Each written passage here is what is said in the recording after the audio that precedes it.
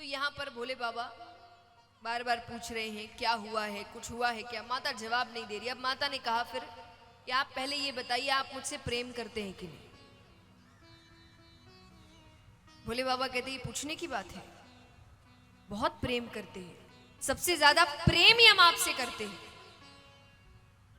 माता ने कहा अगर ऐसी बात है तो ये अमर कथा क्या है।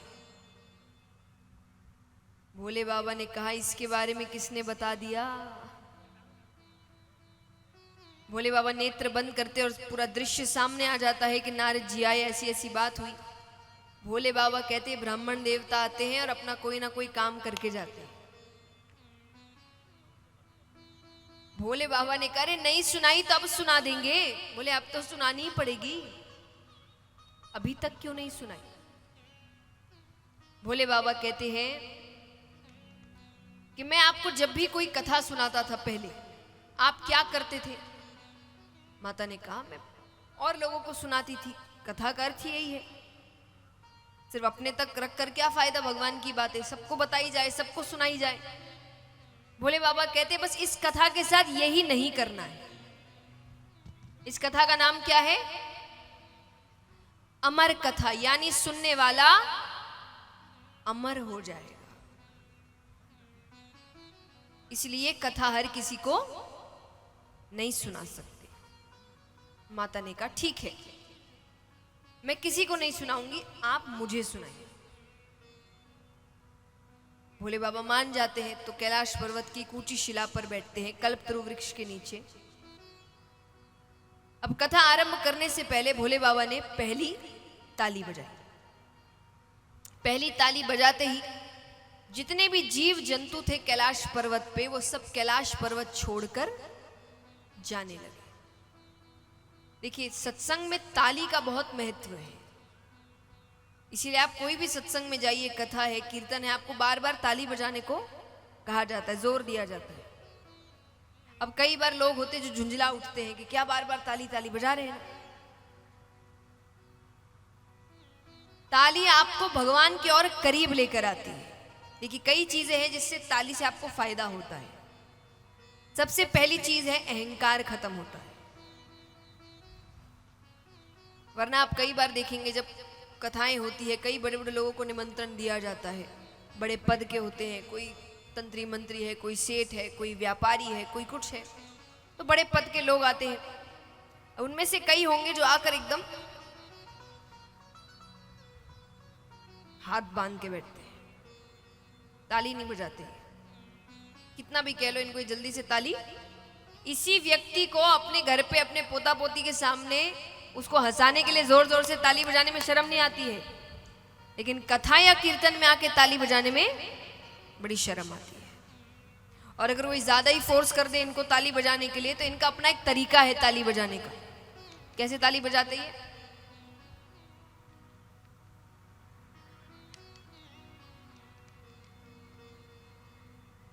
इससे अच्छा तो ना बजाओ। तो ये क्या है, अहंकार, कि यहां आने के बाद भी व्यक्ति ये सोच रहा है मैं कौन हूं। तो ताली आपको इस अहंकार से दूर करती है और भगवान की ओर करीब लाती है। दूसरा फायदा क्या है ताली का, भगवान के करीब लाने में। दूसरा फायदा है कि जब कथा चलती है ना तो काफी देर तक आपको बातें सुननी है, ज्ञान है, तो व्यक्ति थोड़ी थोड़ी देर में आलस आई जाते, एक दो झपकी लगी जाती है। तो इसलिए कहा जाता है कि जब बीच में भजन आए तो इतने अच्छे से ताली बजाओ कि आपके शरीर में एक ऊर्जा पैदा हो और जो आपको काफी देर तक आलस से दूर रखे। तो आलस्य भी भगाती है ताली। तीसरा है, अब कई बार आपके आसपास ही ऐसे जीव जंतु बैठ जाते हैं जो खुद तो कथा सुनते नहीं, दूसरे को भी सुनने नहीं देते। हर थोड़ी देर में सुपारी ले, सौंफ ले, पानी ले, कहां से आए, इनकी अपनी कथा चल रही है। तो ये कब होता है, जब आप भी खाली बैठे इधर उधर देख रहे हैं, ध्यान नहीं है। लेकिन जब आप भगवान में मग्न हैं, कथा में मग्न हैं, ताली बजा रहे हैं, भक्ति में मग्न हैं, तो ये आपको परेशान, फिर ये अपने जैसा कोई और देखते हैं, देखेंगे, क्योंकि ये तो नहीं रह सकते इस चीज के बिना। कई ऐसे लोग हैं कथा में आते हैं पर कथा की बातों पर ध्यान नहीं जाता इनका। एक बार दो दोस्त थे, उनको पता चलता है उनके गांव में कथा होने वाली है, दोनों बड़े प्रसन्न हुए। अब दुर्भाग्य से किसी एक दोस्त को उसी वक्त किसी जरूरी काम से दूसरे गांव जाना था, तो उसने दूसरे दोस्त से कहा कि तुम तो कथा सुनना। वो कहे ठीक है। उसने कथा सुनी। अभी 10-12 दिन बाद दोस्त वापस आया, आकर पूछ रहा है कि भाई अब कथा में गए थे? बोले हाँ मैं सब दिन गया था। बोले कैसी कथा हुई? बोले बहुत अच्छी कथा हुई, बड़ा आनंद आया, इतनी अच्छी बातें बताई गई, हर दिन कोई ना कोई अच्छी बात। वो बहुत तारीफ कर रहा है, ये हुआ, ऐसा हुआ, वैसा, बहुत बहुत आनंद आया। तो सामने वाले दोस्त ने पूछ ही लिया कि अब इतनी तो एक दो अच्छी बात बताओ, मुझे भी बताओ, तुम्हें सबसे अच्छी बात कौन सी लगी? अरे वो कहे बहुत आनंद आया, बहुत अच्छी कथा हुई, बहुत अच्छी बातें बताई गई। अरे वो बोले बात तो बताओ। बोले बात याद नहीं, कथा बहुत अच्छी हुई।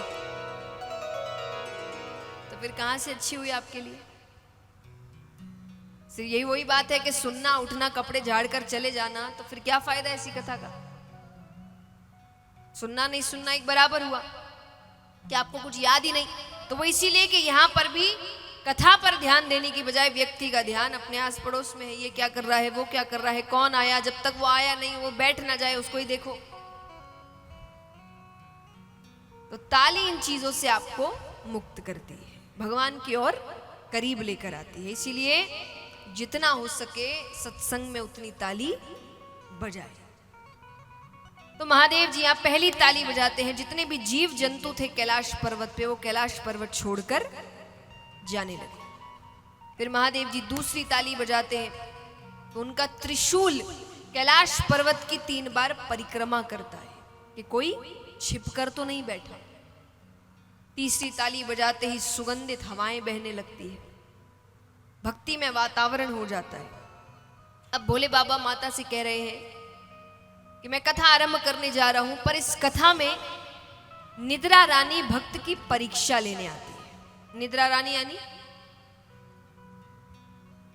नींद। तो आप ध्यान से कथा सुनिएगा, क्योंकि अगर ध्यान भटकेगा तो वो अपनी गोद में। माता ने कहा बिल्कुल बिल्कुल मैं ध्यान से सुनूंगी। भोले बाबा ने कहा ठीक है, फिर भी एक कार्य करते हैं, क्या पता कथा करते करते मैं ही अपने नेत्र बंद कर लूं, भक्ति में लीन हो जाऊं। तो आप हर थोड़ी देर में हम स्वामी कहते रहिए, मेरे कानों में आपकी आवाज जाएगी तो मुझे भरोसा हो जाएगा कि आप जग रही है। माता ने कहा ठीक है। अब भोले बाबा यहाँ पर, अब देखिए उसी पेड़ के ऊपर एक सूवे का अंडा पड़ा है। सूवा यानी तोता। उसी वक्त वो फूटता है, उसमें से एक शूक बालक निकलता है। अब वो भी बैठकर कथा सुन रहा है। थोड़ी देर तो माता ने कथा सुनी, थोड़ी देर बाद सो गई। पर महादेव जी ने कथा करनी बंद नहीं करी, उन्होंने नेत्र बंद कर लिया, वो कथा करते जा रहे हैं, करते जा रहे हैं। क्यों बताओ क्यों? तोते का ये स्वभाव होता है कि वो अगर कोई शब्द बार बार सुन ले तो उसे दोहराने लगता है। तो माता तो सो गई, वो शूक बालक कह रहा है स्वामी स्वामी। और ये भक्ति की चरम सीमा है कि भोले बाबा को उस तोते की आवाज माता की आवाज लग रही है। इतने लीन है, बस उनके कान में आवाज जा रही है तो उनको लग रहा है कि माता सुन रही है। अंत में भोले बाबा ने नेत्र खोला कि आपने क्या समझा? देवी तो नींद में। भोले बाबा उनको उठाते हैं। माता ने कहा मुझसे गलती हो गई, आप फिर से कहिए, मैं अब नहीं सोऊंगी। भोले बाबा कहते वो तो ठीक है, पर अगर आप सो रही थी अभी तक हम स्वामी कौन कह रहा था? इधर उधर देखते हैं तो नेत्र ऊपर जाते हैं। अब आगे आगे वो शूक बालक, पीछे पीछे हाथ में त्रिशूल लेकर महादेव जी। उनको लग रहा है कि कोई मायावी है, इसने चोरी से कथा सुनी, वो क्रोधित है।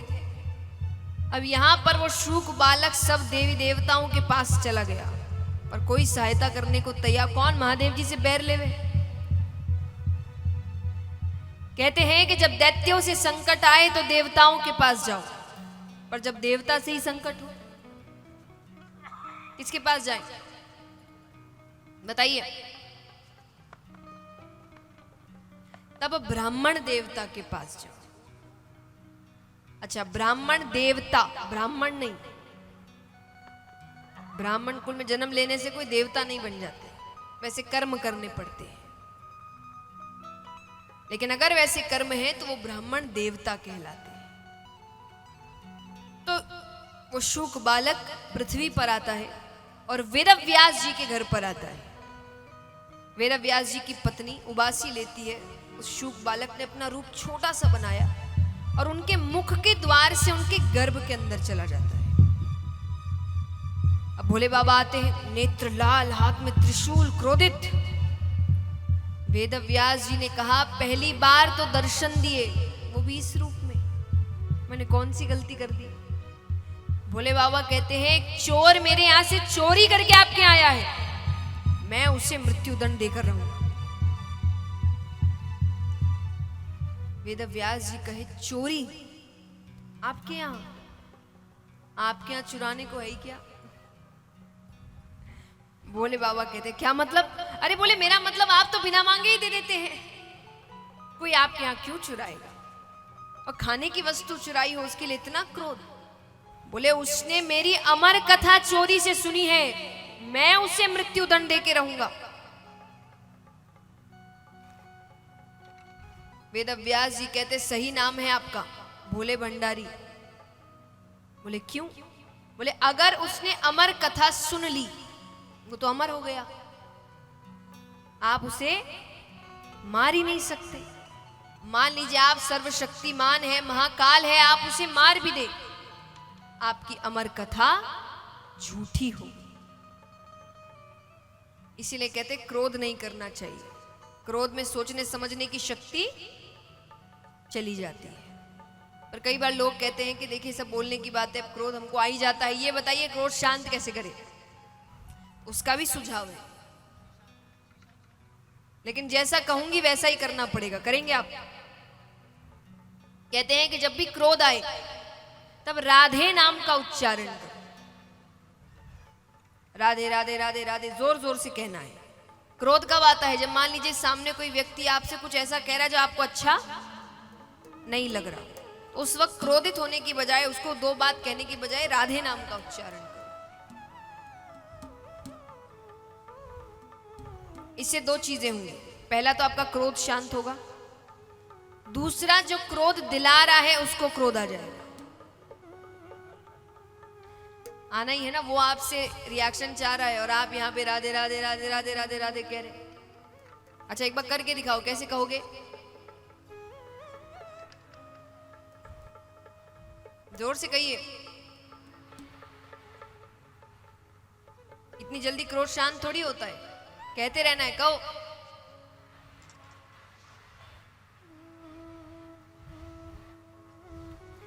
चलिए, अब देखिए, मुझे तो नहीं पता मेरे जाने के बाद आप इन चीजों को अपने ऊपर लागू करेंगे कि नहीं, तो मैं अपने सामने जितना हो सके उतना तो करवा दूं।